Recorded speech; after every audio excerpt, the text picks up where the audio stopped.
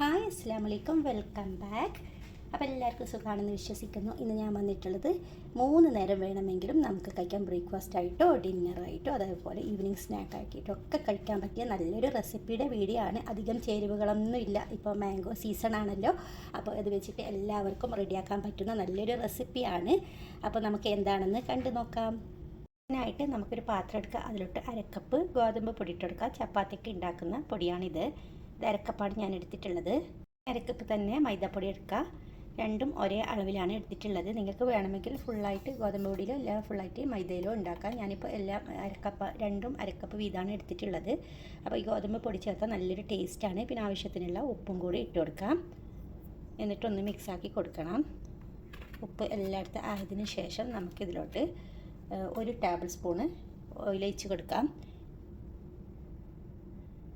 അതും കൂടി ഒഴിച്ച് കൊടുത്തിട്ട് ഒന്ന് കൈവച്ചിട്ട് നല്ലവണ്ണം ഒന്ന് മിക്സാക്കി കൊടുക്കണം.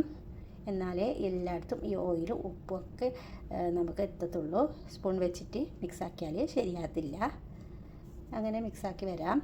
കണ്ടല്ലോ, നല്ലവണ്ണം മിക്സാക്കി എടുത്തിട്ടുണ്ട്. ഇനി നമുക്ക് കുറേശ്ശെ വെള്ളം ഒഴിച്ചിട്ട് നല്ലൊരു ചപ്പാത്തിൻ്റെ ഡോ ആക്കിയ പോലെ ആക്കാം. അതിനേക്കാൾ കുറച്ച് ലൂസിൽ വേണം.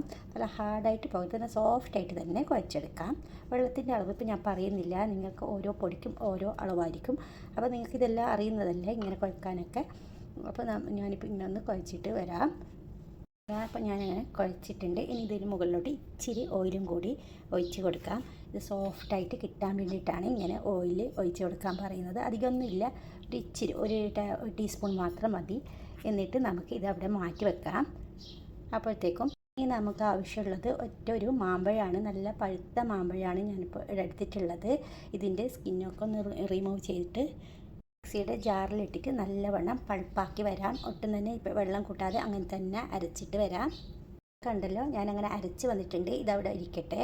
ഇനി നമുക്കൊരു പാൻ വെച്ച് ചൂടാകുമ്പോഴത്തേക്കും അതിലോട്ട് 1 ടീസ്പൂൺ മാത്രം നെയ്യ് ചേർത്ത് കൊടുക്കുക. നെയ്യ് നല്ലവണ്ണം ഒന്ന് മെൽറ്റായിട്ട് വരണം.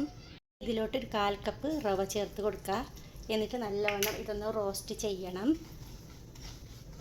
നല്ലൊരു മണം വരുന്നത് വരെ നമുക്കിങ്ങനെ ഒന്ന് വറുത്തെടുക്കുക.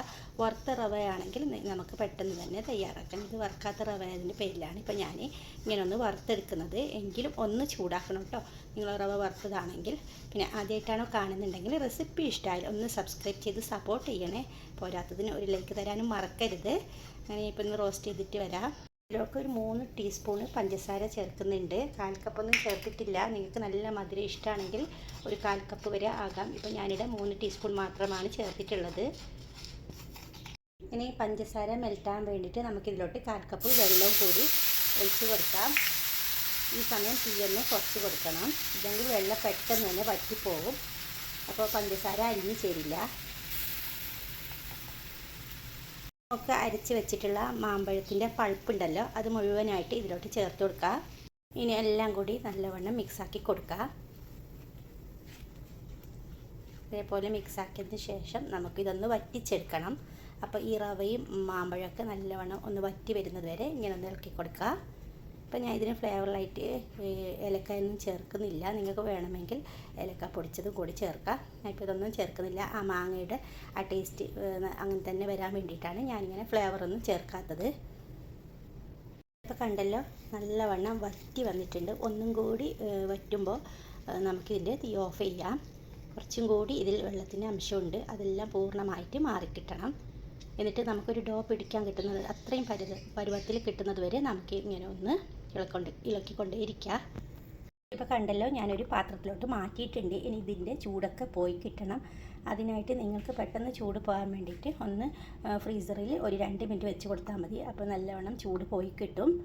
ഇനി നമ്മുടെ മാവ് എന്തായി നോക്കാം. നല്ല സോഫ്റ്റായിട്ട് ഓയിലൊക്കെ കുടിച്ച് വന്നിട്ടുണ്ട്. ഇനി നമുക്ക് ഓരോ ചെറിയ ഉരുളകളാക്കിയിട്ട് മാറ്റണം ഇതിനെ.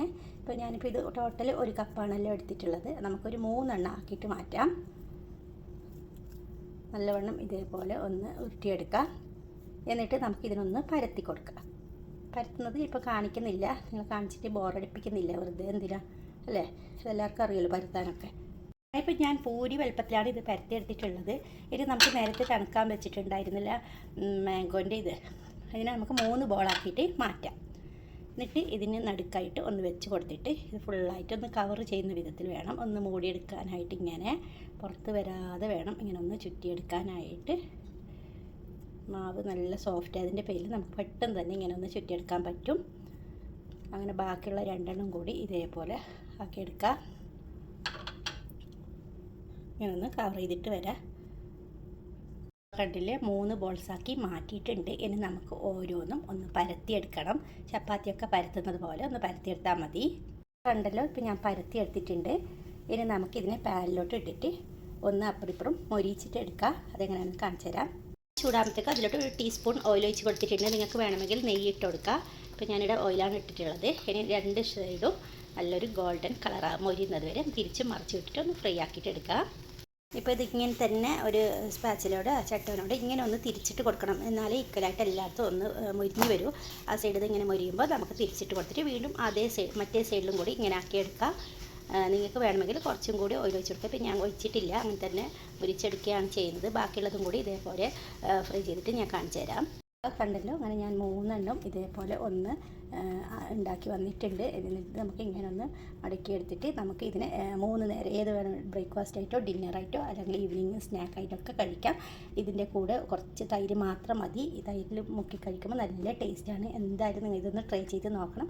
വീഡിയോ ഇഷ്ടമായാലും ലൈക്ക് തരാനും മറക്കരുത്. അപ്പോൾ ഇത്ര നേരം എന്നെ സഹിച്ചതിന് ഒത്തിരി താങ്ക്സ്.